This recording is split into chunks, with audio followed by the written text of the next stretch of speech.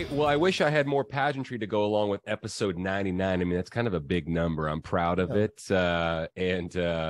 Team HGA today, we've got our dear friend, Mark West, fundraising enthusiast and extraordinaire. Thanks so much for joining us, New Braunfels, Mark. Texas, tuning in. Straight out of NB. But always good to be here. Thanks a ton, Mark, for coming. Jason and I are super stoked. Like I said, a really cool topic. We've got some different takes and some different examples about how to take your silent auction and turn it into your plain old, the old fit in this box silent auction and turn it into a super silent auction. We're going to talk about that today. We have a lot of interaction. Chat function is open. Q&A function below. Stay till the very end because we're going to draw a winner for an item that you could very easily use in your next silent auction. And we're just super excited to have everyone with us. Folks that are joining us live, folks that will view the recording and watch this in perpetuity. Really, really cool. 99 episodes in, and we're excited about this one. Once again, kind of a fan favorite as far as topics are concerned, just because this is something where we really, really think that you can add serious dollars to your bottom line just by twisting the dial, getting more strategic. Hey, maybe taking a chance. Risk aversion might not be your best friend when it comes to planning your next silent auction. But we're going to share feedback that we're getting from our clients, and what we're seeing in hundreds and hundreds of events around the country. And it's time that we share it. So here we are. I think that the first thing I want to jump out and just say is it's really not a risk anymore because it's the proof's in the pudding. Mark's going to share some of this, but I want to just say, if you look at time spent, money raised, money raised. Yep. It takes a lot of work to get these procure these different items and auctions. I mean, I think if I look, there's two ways it goes. Either one, it's just a last minute throw it together, which doesn't really do anybody anything, or somebody really dedicates a lot of time on it and it just doesn't get they just don't get the bang for their buck, or they've backed off of it completely. And it's just, well, we know it's going to be, and I'm going to pick on a friend of ours, but that we don't agree on this, but they've used a formula from prior times where it's just if something's worth $100, we expect it to bring 50. It's just a discount bargain bin for people to go do stuff because people like to do it. They like to bid, they like to do it. But when you start adding up the hours that are put into it to acquire items, to set it up, volunteers to make sure you got it going, and then you get at the end of it and, well, what did we make? Well, we made, $8,000. We've got 400 hours in it. Sure. And we made, nothing. This is going to be a smarter, not harder prophecy. Yeah. Right? Yeah. So I think that's one part. So that's one deal. Two, people don't want a bunch of crap because they can get on Amazon and have a whole pile of it. They spent the last, couple of years locked down. That's all they did was order stuff. And they don't need any more. And so I think the other thing is there's a misconception that something of value, high value, won't work in the silent auction. Well, that's where we just didn't send the rejects. Oh yeah. Joe's really, he's common. He donates this every year, but he really wants, because we're like, why don't you move it to the silent auction and that'll make room. And that's because that's part of my point too, is we're seeing less items in live auctions rather than more. I used to say it was like 10 to 12. Some people would say 12 to 15. Yeah. We're kind of seeing it maybe in, you tell me if 4, I'm wrong, 6. Mark, what you're seeing 6 to 8 Yeah. is kind of that number. So we got to raise the money because, different pieces. So here's where I'm going. We have proof now. We've got proof, and that's why I wanted Mark to come talk about it, of some strategies that we started, just on the side, and we're seeing it from people all across the country.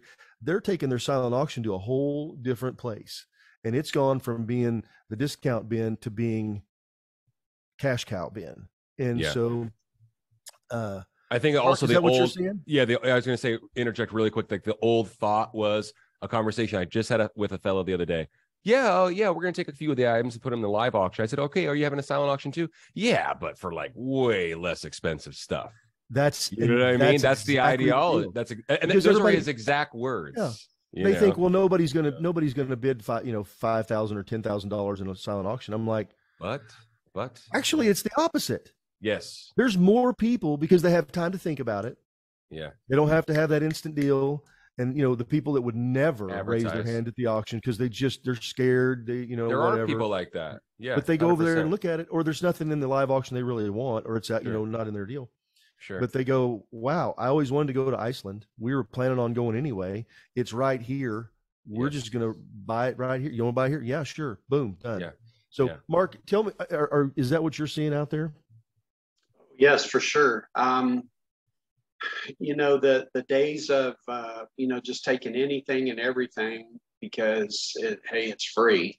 Yeah. Somebody will pay something for it. Yep.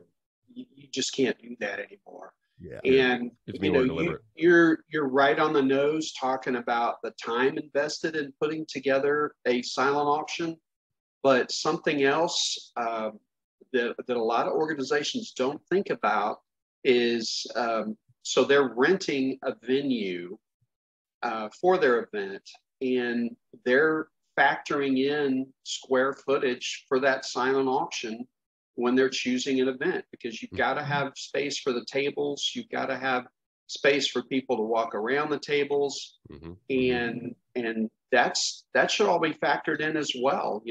When you're trying to figure out how profitable your silent auction is. Price per square foot, right? It's value price per square foot. Yep.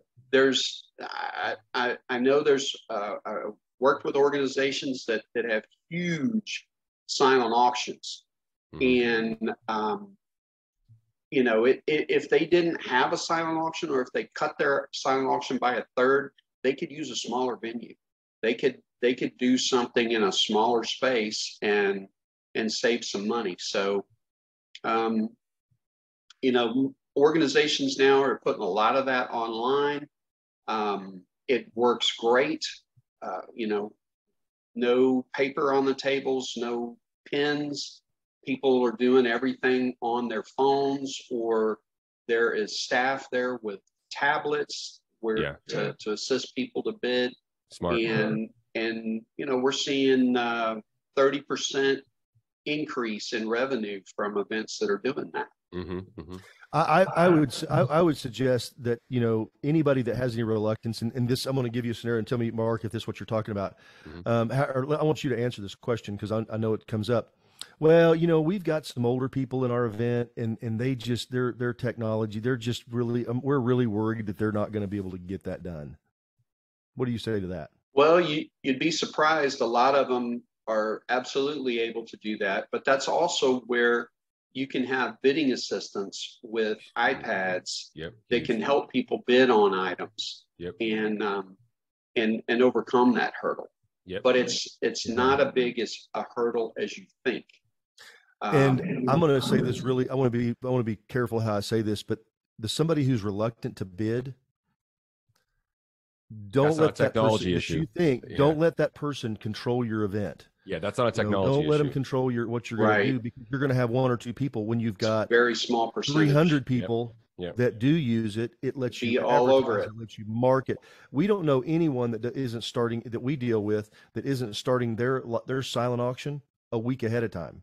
5 to 7 days, they're opening it up. And that's as much to preview everything. Yes. They don't get a whole lot of bids. They don't. Yes. I will tell you that until the day of which is fine, but we're advertising. We're advertising. They're getting those text messages. And that's where you're able to take these items where instead of getting, because everybody always gets services, and we've got the dentist there and they're going to give a free dental cleaning. Nobody wants to buy a dental cleaning. Because it was donated. Yeah. Because, because it'll say x-rays not included.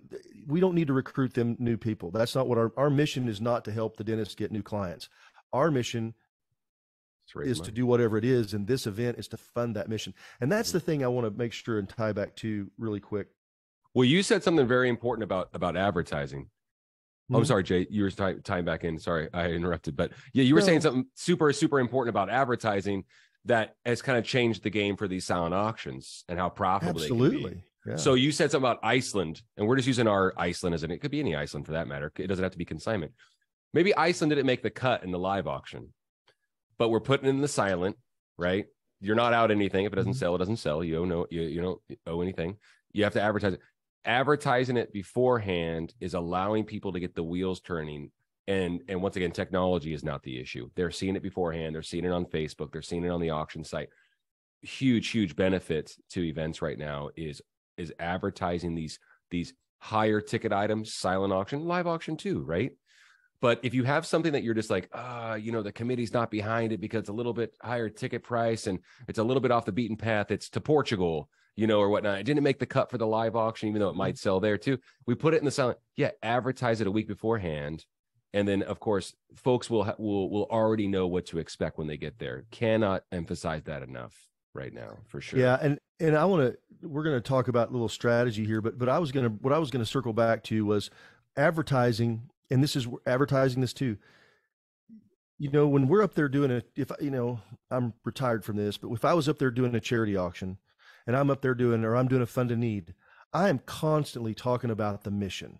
Yep. I am funding the mission. I'm talking about how we're using these funds for the mission. I'm using those examples. Those are all the pieces that are tying into that. And that's what I really want you guys to think about when you're doing that in your silent auction as well. 100%. Keep that mission back. And I want to tell you a strategy real quick. I'm just going to throw it out here, just an idea. You can have your auctioneer do it. I've seen it done where an organization hired a professional MC, master of ceremony. And what he did, and I kid you not, he was so clever. He walked around and he talked the whole time on the microphone about the silent auction. Oh my gosh. Yeah. We've got this. Look at this painting over here. It is highlighted fantastic. Yep. We have any cigar fans? We've got this whole collection of cigars with a humidor and all that. And literally you would watch people, they used paper, which was unfortunate, but they would go over there and you would see the crowd surging as he's talking about the items. Mm-hmm. Now, they had really great items, mm-hmm. but it was literally, you would see the crowd move around to that. And it was a game changer for them.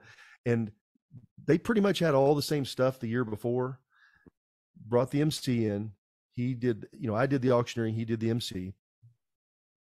And that one part, it raised 50% more having that guy tout their silent auction. For sure. Well, we're talking also about like having folks dedicated to that area, a volunteer, a staff member. Talk to us about that, Mark. Like, what's a great way how many people need to be dedicated to that kind of thing, so we're inspiring bids in a setting like that. So if you've got the manpower available, I would highly recommend having volunteers or staff in the silent auction area to help answer questions, to help people bid. People may be somewhat tech savvy, but they just don't, for whatever reason, they didn't get the link mm-hmm. where they can start bidding. And that's one thing. When you have people sign up online, and you're asking for an email address or a telephone number, make sure somehow you specify you want their cell number. Mm-hmm. And because I'm at events and people are coming up, they're like, I never got a text message with the link. Mm-hmm. And then you find out, well, they put their office work number. Sure. When they registered, or they put a different email, and so they don't even know what email it went to, and so they're not getting the communications about how to bid and how to log in to bid. And that's where your staff and your volunteers come in. They can help them find that. They can help them get set up, and so they can start bidding and enjoying the silent auction and having some fun with it. So, depending on the size of your event, I'd say have at least 2 or 3 people dedicated to that. And that will also help us overcome trepidation about having higher value items in the silent auction as well, probably having folks dedicated. Oh, sure. Now, someone asked, does having high value items in the silent auction take away from the live auction? Exactly. I was trying to tie in Taylor's question to that. Yeah. I don't see that at all. So here's what I want to ask. Why would it matter? Well, I'm going to ask. I'm going to ask you, Mark. I'm going to say, why would it matter if it did? If you really think about the pie of money, that we're trying to extract Mm-hmm. from the crowd. I mean, that's what we're trying to do. We're here trying to empty their pockets. There's a certain amount of money that's available, and what we're trying to do is maximize that time. Mm-hmm. Right. The only reason I could see for being concerned about that is if you've got people that donated items and they're expecting them to go for a certain amount, and then they get upset because they see something over on the silent auction table sold for more than their item did. Sure. But you know, that's a donor relation issue. Yeah. Your goal is to raise money at this event and raise as much money as you can. And if something catches fire in the silent auction and sells for a lot of money, or is worth a lot of money, and you get a good price for it, that shouldn't matter. Well, I want to tell you how it will affect it. Now, I'll tell you exactly how it can affect it, Taylor, but there's a simple way you fix this. If I've been bidding on stuff in the silent auction and I'm bidding on $10,000 worth of trip. I've got a $10,000 trip that I don't know if I've won yet. And the live auction comes up and there's something else, but I don't know that I've won this one. Yeah. And I probably won't bid. Yeah. That's why those things have to be closed and stopped before. And it's not because you couldn't maybe raise some more money. I can tell you right now, you're going to pretty much, if you set your timer, you're going to raise the money in the time. That's it's a fact. If you only have 30 minutes for people to bid on stuff in the silent auction, if you do it correctly, you'll get the maximum return in that 30 minutes. It's still about speed, tempo, especially with electronic bidding. But that's how it would affect it. Absolutely, that in that way, it absolutely could affect it. But it won't affect it if you close that, because then I know that I didn't win. I'm free to bid. I know I won the item, so I've already spent 10 grand. I'm not going to bid on this because I've already spent 10 grand. Yep. Those are things that do that. And then there's a strategy that we've started we've adopted, and we're encouraging people to do this. And it's we call it instant win, but and that's where you give a starting bid. You set the bidding increments, and this is fine if you're doing it the old-fashioned paper way, or if you're doing it electronically. It's still the same thing. This will help answer your question, bid, Paula. Yeah. And then an instant win price. I didn't say, notice I didn't say value. I didn't say sold one time. I didn't say anything. Retail, it's just an instant win. And that number is going to be high. Okay. It's going to be. So let's say the reserve price is $3,000. What's that number going to be, Jason? I'm going to say it's $6,000 to $8,000. What's the starting bid amount? What's the starting bid amount going to be? Well, it depends. For a $3,000 item.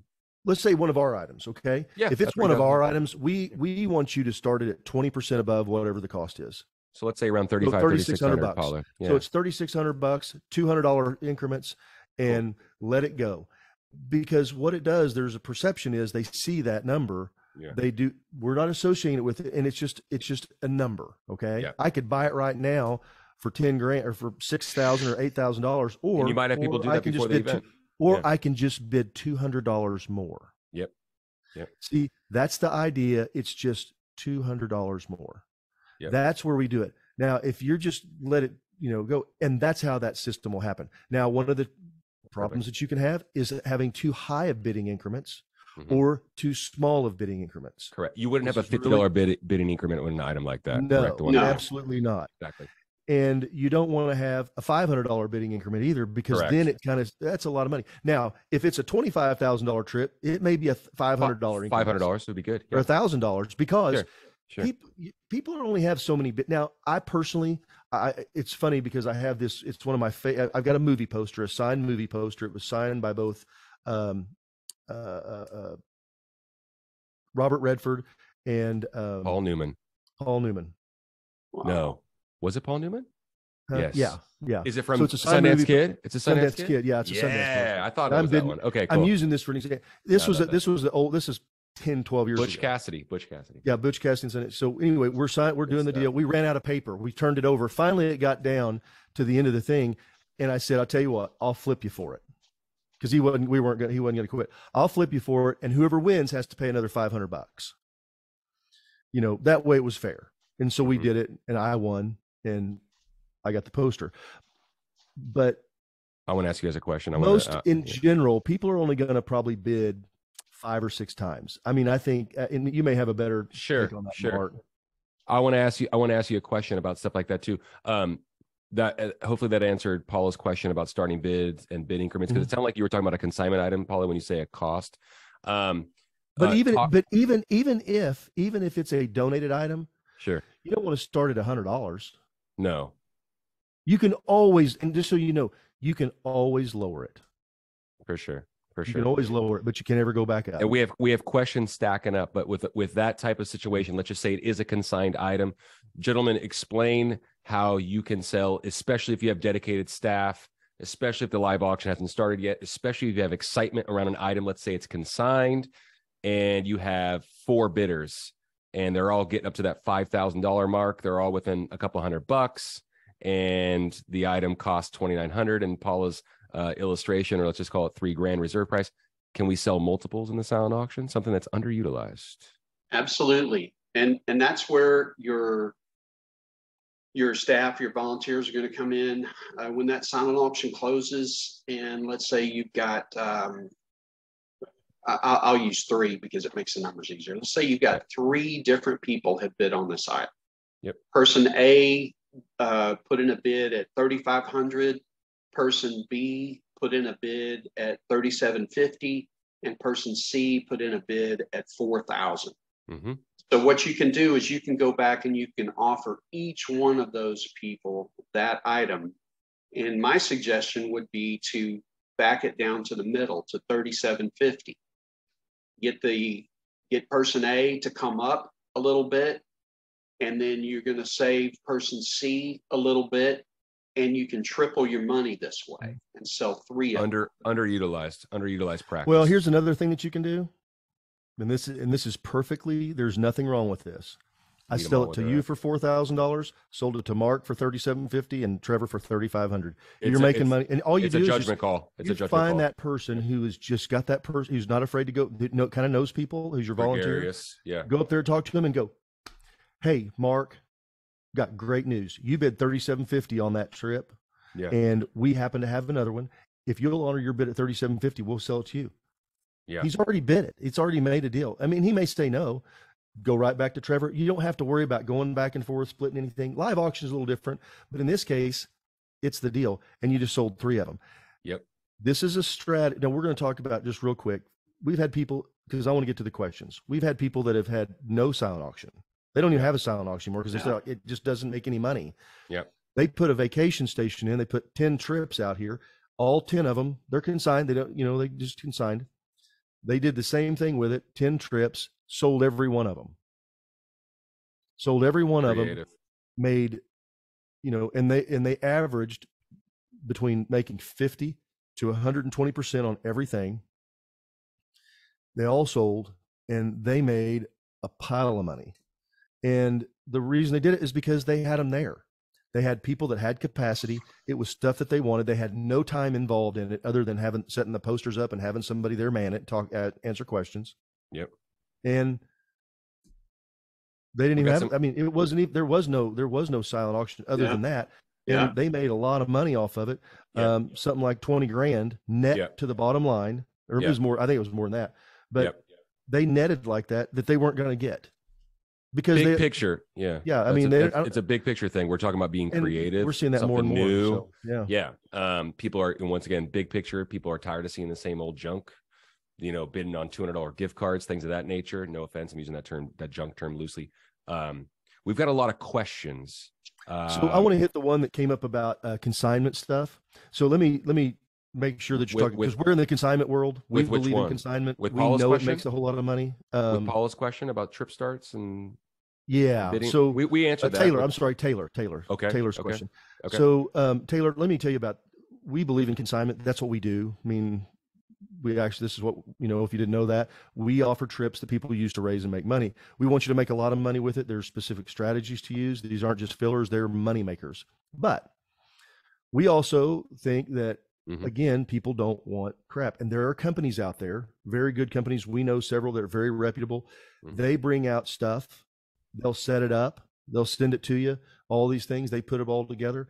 and you can make some serious money, because the thing like the movie poster that was signed by Paul Newman and Robert Redford came from one of these companies that I have. It's legit, completely. It's perfect. You got to be careful. There's some companies out there that I would say that their stuff may not be legit. I'm not going to name any names, but I just think you need to be careful about authenticity. But I'm just telling you, this stuff, you can do really well with it, because it's stuff that people want, and it's hard to go get it. You know, you might be able to get one or two things for your event that are signed by a celebrity, because people that they know, but it's really difficult to do that if you don't, reaching out to people to go get 50 things that you could put in your event. There's an event that I'm actually not going. It's next week. I'm not, first time in 12 years I haven't gone. It's called Fight Night. It's all guys. It's all guys watching fights, smoking cigars, drinking booze. And they do have a live auction, but they also have a silent, and they have a company comes in, sets all this stuff up. And these guys all go, because it's all sports stuff, sports memorabilia, movie, cool stuff. But they even have like jewelry items. Fits the demo. Purses, jewelry, things like that. Because the guy's sitting there going, yeah, man, I'm out here having fun, but I better buy my wife something. And they make money. They make a ton of money on it. So I hope that helps you on that. So yeah, I think it's a good strategy. I wanna get to a couple questions. Beverly, thanks so much. What are your thoughts, fellas, about having silent auction tables near registration but outside of the main event room? I think it's a bad idea. Mark, you concur, sir? You want them in a high traffic area. Perfect. Maybe I would prefer between registration and the bar. People come in and register. I'm afraid if it's too near the registration area, they're just not going to see it. Because normally there's a crowd of people around that table, and people are, trying to figure out where they're seated and all that kind of stuff. And they're not in the event yet. Yeah. Once they pass through the doors, then you want your silent auction in a high traffic area, somewhere that people are going to have to walk by it if possible. There's a venue in San Antonio, the Whitty Museum. It's a gorgeous place. Lots of events are held there, but it's a museum. So while they do have a large ballroom, they have other rooms that you have to walk through to get there. And I've seen organizations put their silent auction in the middle room, which you pass through on the way to the ballroom, but nobody's in there. They're all in the main entry area where all the cocktails are. So they're spending all their time in there, and they don't even know the silent auction's there until it's time to go in for the program. And I think if they would move their silent auction out into that main area, they would get a lot more traffic and make a lot more money. So absolutely, you've got to have it where it's easy to see and easy access for people, room to walk around. You don't want too many items on the tables. You want to have lots of clean open space. Excuse me.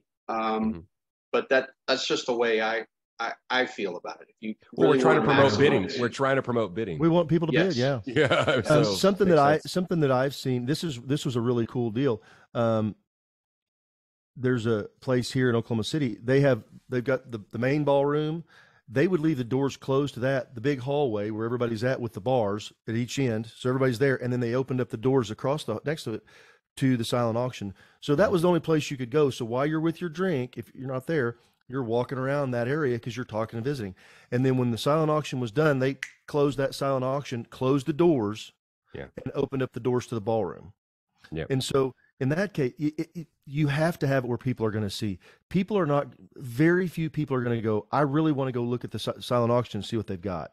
Yeah. They want to have a cocktail, glass of wine in their hand, and they want to see and be seen. They want to talk to people. Great questions, everybody. Keep those things in mind, really, about that. Hey, Great I want to jump on more something questions. Becky asked, and it kind of goes back to the having somebody talk about it. That's another thing. When I say an MC, I'm talking about somebody with a microphone walking around, energetic. I mean, this guy, he's out of California, but he would go, Fernando is here, and I've got this really big deal. I mean, he's a professional MC, okay? Loud, big personality. He's got a spangly jacket on, and so people would see him, and they were paying attention. But if you just have the, ladies and gentlemen, the silent auction has 20 minutes left. Nobody's going to hear it. You know, that kind of stuff, it just doesn't. So it's kind of like whenever you say, ladies and gentlemen, please take your seats. Nobody sits down. So I'm going to riff some questions off on you guys, okay? I'm going to riff off some questions. Taylor, I'm going to answer this question myself. Are you able to name names for the reputable consignment companies you work with? Yes, HGA Fundraising is one of them. That's for sure. Are you guys in agreement with that? Definitely. And then Lisa. Okay, cool. Lisa had a really cool question. With trips for experiences, for instance, I feel like we're able to highlight more details in the live auction with videos, photos being shown on the AV. How do you show more high value items when it's in the silent? How do you show more? How do you? I'm going to show you. Yeah, I mean, but I think advertising pre-event. Lisa, there's nothing that we can really show you that you don't already know. Sorry, but you know more than me about this. But advertising, we have this conversation all the time with folks. We say, hey, Portugal's awesome. Lisbon's a bucket list destination. Lisbon's rad, and I really want to go. It didn't make the cut for the live auction, although it could hold very, very strongly in the live auction. We're going to put it in the silent, and we're going to put it in like a vacation station setting, and with the bidding increments set and all that good stuff. If I went to an event and I saw Lisbon, Portugal for 4 adults, I would say, oh my gosh, I'd nudge my wife and I say, that looks awesome. I really want to go. However, would we be able to make that decision night of without knowing that Lisbon, Portugal was going to be there, without me contacting Jason and his wife, who we like to travel with, and piecing that all together within an hour and a half? I'm going to say it's up in the air. Now, if I knew about it 7 days, 10 days, 90 days before the event that we were going to have Lisbon, Portugal for 4 adults in the silent auction, I would get the wheels would already be spinning. I would already be, putting things together and talking to Jay and his wife or Mark and his wife and like, hey, listen, what do you think about this? What do you think about Lisbon? I really want to go there. Now, night of, we've got the QR code posters that you can walk up into the vacation station in the silent auction, whatever, terminology you want to use to describe it. Scan the QR code poster. It's up on an easel. It directs to a site, an informational site with a video with details about who's booking your stay, how long it's good for, this, that, and the other thing. So night of, great advertising piece. But Lisa, it's the same, thought. It's let's advertise with the videos pre-event on social channels on the auction site. And that way folks can get their wheels spinning, so to speak. I say it like I say it cheesy to people all the time. Like, so they're figuratively going to be packing their bags before the event even starts. You know what I mean? So anything that you guys can expand on that with regard to highlighting more details about silent auction items as opposed to live auction items when it's so easy with the giant, projector. I like the posters because somebody walks by and they start looking at it and they can read the details. You have it more detailed than not in the program. In the program, people are going to look at it. They're going to look over it, and you don't have enough space. Oh, good. So you can take and use a really simple program, Canva, whatever, create your posters for your higher end stuff. Put all the stuff on there where people can see it because they're visual. People want to see visual. If somebody 100%. Donates, you got somebody that donates a lake place and they've got this beautiful house on the lake, and it's and you really want to highlight it, but you don't have enough for this. You've got too much stuff in the live auction. It's just it didn't make the cut. Use this. This is a great strategy for people to see it. And when you put those things like, instant win, starting bid, do that sets the tone for what it is. Oh, wow, this is a $20,000 trip, or $10,000 or $5,000, whatever it is.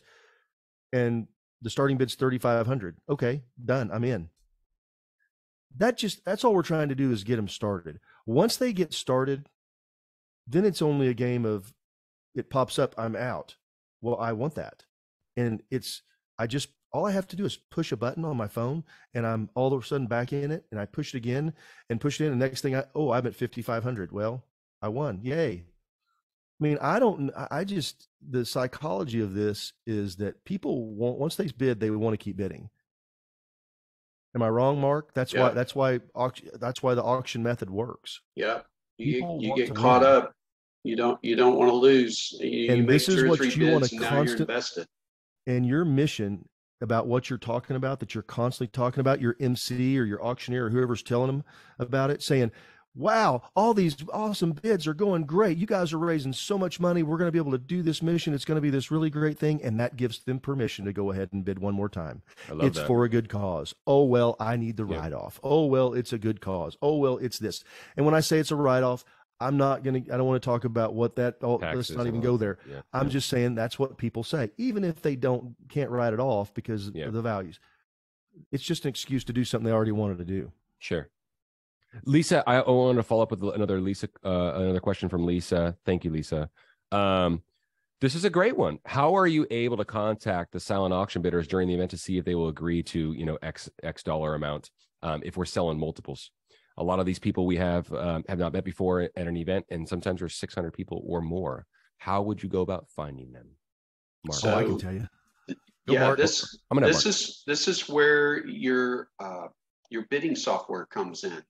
Mm-hmm. You can send that person a text message, awesome. and say, hey, would you agree to buy this package at this amount?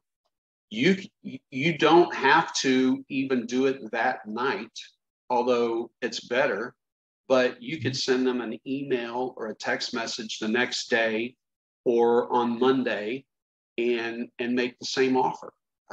There's nothing stopping you from that, with a consignment package. Well, you can see the bidding history instantly. You can pull the bidding history up to see any time to see what that is. We're talking about software, okay? If it's longware, if you're using the old longware with a pencil and a paper, you can see who did. This is going to be after this auction closes. And so you're going to have the data. So I know that Trevor and Mark were both bidding on that whatever item, whatever it is, that trip. And so I just pull it up and go, okay, let's see. Trevor Nelson, he's sitting at table number 15. It's during dinner. Walk over there. I just go over there. Hey, Trevor. Hey, Trevor. Hey, thank you so much for being here and bidding on everything. Hey, you bid $3,500 on that trip to the Caribbean, and I just wanted to let you know. Are you good at $3,500? You didn't win it. It sold for $4,000, but we've got another one that we'd love to do, and if you're willing to do $3,500, we'll sell it to you for that. That's going to be a really nice follow-up question that Beverly has. Beverly, this was a concern of mine actually when we started implementing this strategy that's worked really, really well. It was a concern of mine about having the winning bidder. Let's say there's 3 different bidders in within $500 of each other, ostracizing the winner, the high bid. That was a concern of mine. Gentlemen, speak to this, the efficacy of this statement I'm going to make. It really hasn't been an issue, quite frankly, because the person that had the winning bid, they know they won. You know what I mean?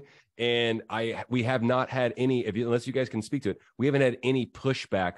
Oh, this person felt ostracized and they cut their $4,000 bid going off the illustration that Mark made. They cut off their $4,000 bid, and because they were mad because we offer it to someone the underbidder at $3,750. You know what I mean? That really, I thought it would be. It has not been an ego battle. You're raising money for charity, right? It's mission focused, and the person that won can leave thinking and knowing that they won. I don't know. Mark, speak to that being an issue in your experience. Well, I had the same feeling. I've never had it happen in an event that I was at. Right. But I have been aware of other events where 4 people paid 10 grand or whatever, and then 2 or 3 days later, another person bought one and only paid $7,500. That's a pretty big disparity. I thought, I don't know about that. But this is when approach matters. The approach really, really matters, obviously. Yes, right. And there is, I don't know. I'm still on the fence about it. I've got if they're close, if they're really close, then I think it's fine. But if it's a big number, that That's. Can I tell you what I believe? I believe No. this with all my heart. With all my heart. If somebody's bidding, it's a competitive bid, and let's say I spend $20,000 on something, and you guys 5 days later, Trevor comes up and says, "Hey, you know what? I wouldn't give 20, but I'd give 15 for that deal." Or that later that night, and said, "If y'all want to do that," and somebody comes back and does it, and it makes you money. Or, I just donated something and I said, "You know what? If anybody wants a second one, I'll do it." And they go, "Well, I was at 15 grand. I'll take it for that." Yeah. And sell it. I don't know of one person that's going to be upset about that. Not one. I don't think so. Because it is advancing the mission. Yeah. Because if we've done our job, this isn't going, we're not going to buy a car. Okay. But even that happens. Yeah. But what we're here advancing a mission, and if we put our mission forward, and that's what we're talking about, what we're doing here, not one person is going to be upset about it. Well, you just said it. It's the big difference between shoppers and donors, right? Yeah. So Somebody's looking for a discount. Yeah. That's Good what call. they're going to do. Taylor, you never have to apologize for so many questions. This is what keeps the machine going. Thanks so much for another question. Taylor said, "We've always had the silent auction open online for the week of the event. Smart. And having it close at the start of the program. We are playing with the idea of having an intermission." I think this is kind of creative, guys. That allows guests to grab a cocktail and make their final bids and then close once the intermission concludes. Thoughts?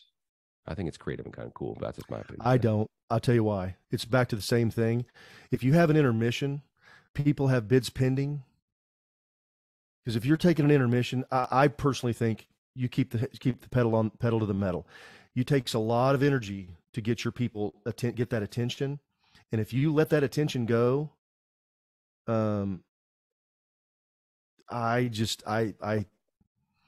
think it's gonna be hard to get it back. You're telling them, because if you're having an auction that long, and I'd need more information specifically, but as a general rule, you should be done raising money within an hour. You do not want to spend more than that, because at that point in time, everybody's got to go to the bathroom, get a cocktail, go to, get a cigarette, whatever it is they've got to do.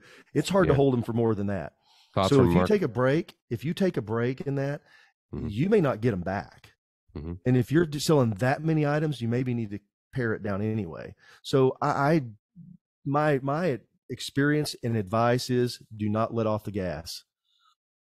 Mark? I would agree too. And, having seen probably hundreds of these in the last few years, most of your bidding is going to occur in the last 15 to 30 minutes, whenever that is. Mm-hmm. So if you have 1 hour that it's open, you're going to get all your bids in the last 15 to 30 minutes. If you have 4 hours it's open, most of your bids are going to occur in that fourth hour, the last 15 to 30 minutes. Okay. So stringing it out, or, let's keep it open a little longer, it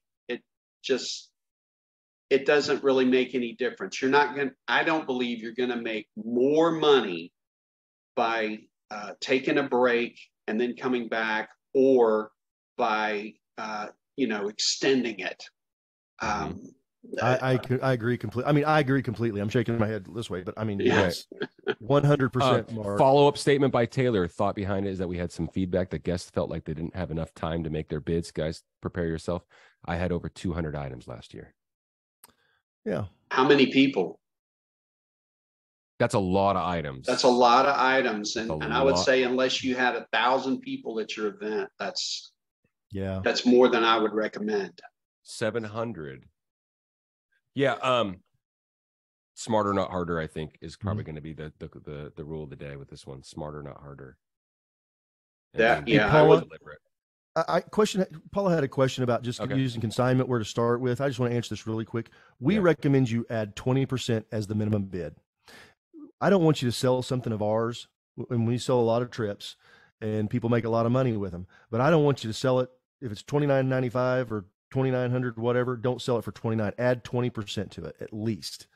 Maybe if you want to add more. It just depends on where you feel like you want to be, but I absolutely don't want you to sell something if you don't make money on it.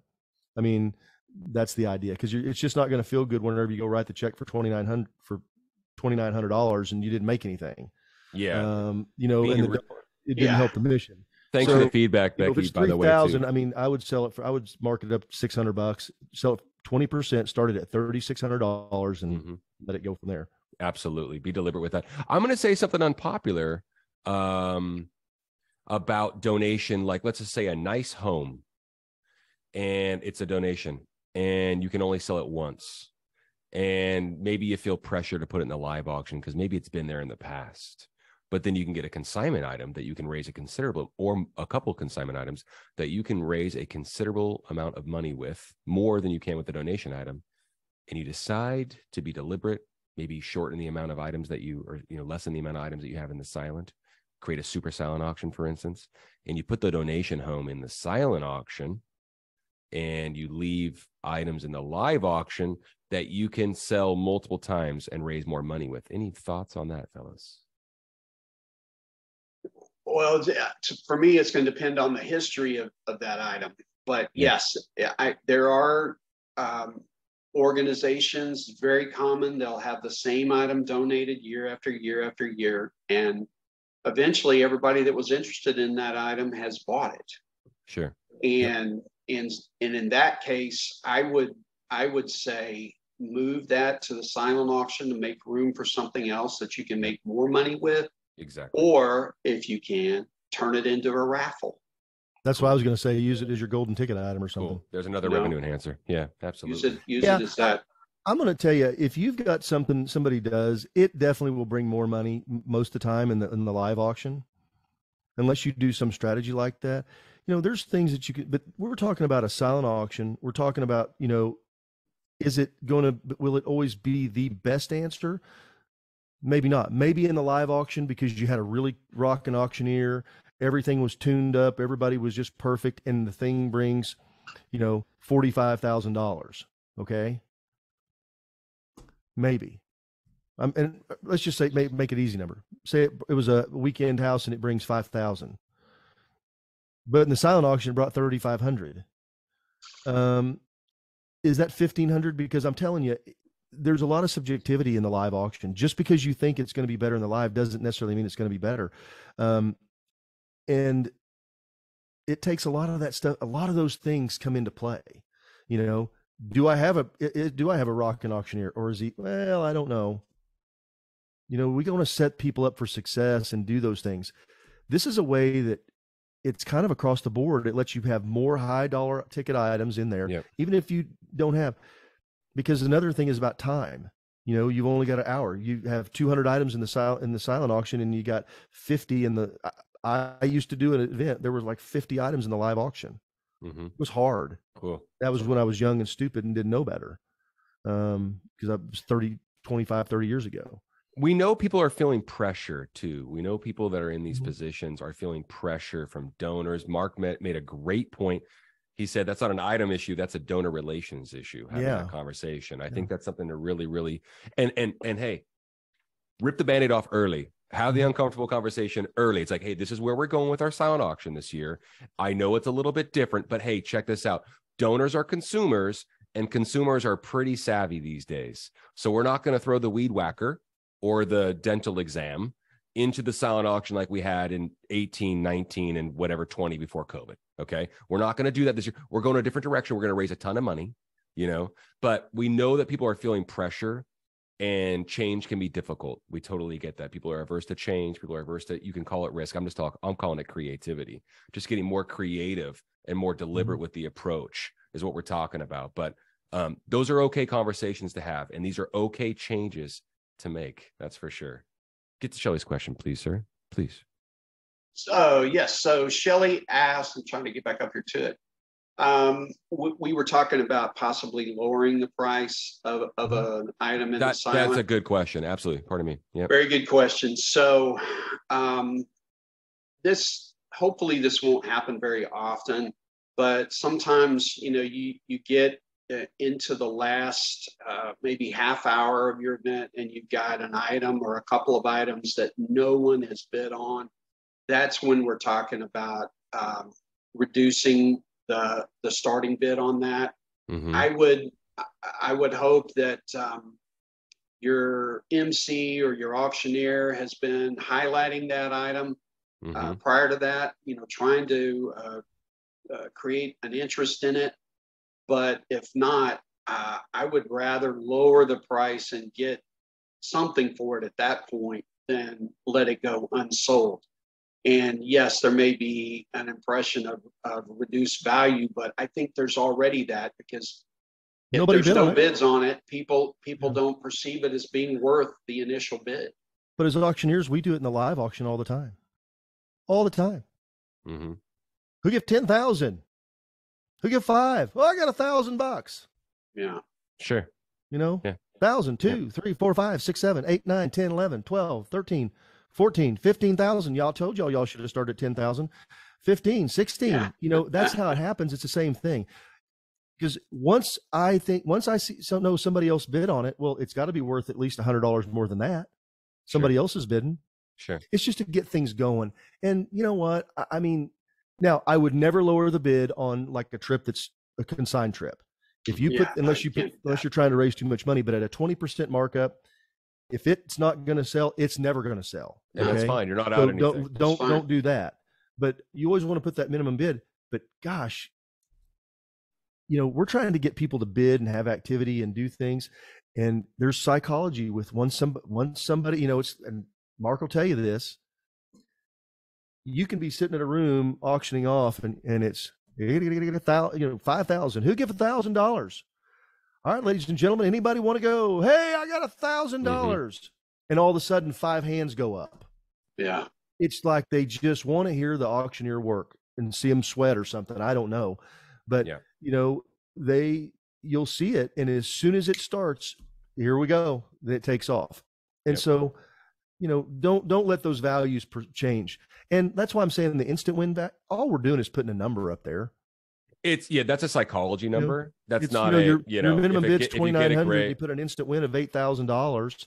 And if somebody says, I want it, then they go put instant win. And I would recommend doing that on all of your silent auctions. Everything. Not just the that was my point. Do it on everything. If you've got something on there and they can look it up and see, what the value is, make it at least twice the value, your instant win price. I've got organizations that do that. They get gift baskets from restaurants, chains, Tito's vodka. Totally. And, it comes in, it's like, hey, this is worth $200. So they put their instant win price at $400 for that item. Boom. Yep. And somebody snags it because they want it. They don't want to mess around and they get it. Yeah. And somebody talked about artwork before, how's art doing? That's another one that if you do things like that with artwork, that helps the value. I'm looking at a painting right now that I paid a whole lot of money for because it's going in a place in my house that I bought in a silent auction. Yeah. And I kept pushing the button because I wanted it. And I think those things are cool. And that's where, don't be afraid. Like I hear people go, well, we're going to put it in the live auction. I think a lot of times it does better in the silent auction than it does the live auction because the increment's different. There's not the pressure. They're looking at it. They're thinking about it. I really like that. Now, if you've got some artist and they're there and stuff like that, I know it gets back into politics sometimes, but I just want to encourage you. Your silent auction can make a lot of money, and we've got 5 minutes left, so we want to hit these last couple of questions. I'm going to get the questions, guys. I'm going to play moderator. Laura, I think the guys just answered. Should every silent auction item have a instant win? We don't use buy it now because it's owned by eBay, just for FYI. Should every silent auction item have a instant win price? Fellas, I think you just answered that and said yes, correct? Yes. Yeah. Absolutely. Okay, and Becky, great feedback. Becky is a champion fundraiser, and absolutely. She says, yes, do it. And I think that's awesome. And you'd be very surprised with what you win or what you get. Pardon me. Taylor, thoughts on silent auction categories and which ones seem to the best return? We have family and children, home and garden, sips and sweets, jewelry, artwork, boom, boom, boom. Should I lessen the amount of items and increase their value or eliminate categories altogether? Well, let's look at data that you've had. Did you do an event last year, Taylor? Let's see what's working, what's not. Where can we twist the dial? Can we do something creative and add something really, really cool with high value items like a vacation station? we're believers in artwork. We're believers in booze because of the markup. Like Mark just said, can be so great. The margins are phenomenal, and you don't want to ignore those. I think that you have a lot of items in your event. Taylor, I think that we should just have a strategy sesh. It doesn't cost any money. You can do it with Jason, myself, with Mark. Free Mark to you as yeah. I mean, sorry, go ahead. But Mark does have a good strategy. There's just a lot of stuff. There's a lot of stuff moving around here. Mark does have a strategy. What is a good number of silent and live auction items have for a group of 700 people, Mark? I like about. Let me think. Let me get the number right. Oh, Troy, I wasn't one item for about every 20 to 25 people. Something like that, I think. Okay, cool. One live auction item? Oh, no. Silent auction item. One silent auction item. Perfect. Yeah, the sweet spot, and less is more, and the sweet spot with live is going to be 8 to 12 for an event that big? Yes.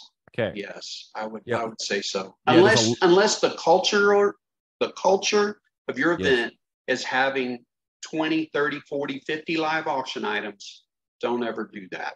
Yeah. 8 to 12. Yep. Cool. Awesome. Troy, I wasn't dogging you by saying buy it now, brother. I say it too, but Jason and Mark have trained me to say instant win. So it's just our take on it, but it's just they're not probably going to send a cease and desist. I don't think eBay is going to sue anybody, but shame on. I want to just we're at the time. Is this a hot button topic? But I want to just mention. Do people want to know more about silent auctions, or anybody out here? Smokes? If you're not using software, we have HJ Bid, and we don't normally advertise our stuff, but I'm telling you, it's $9.95.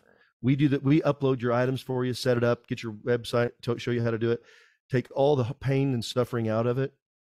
You need to use software. If you don't, and if you are, we would love to talk to you. We'll do a demo for you.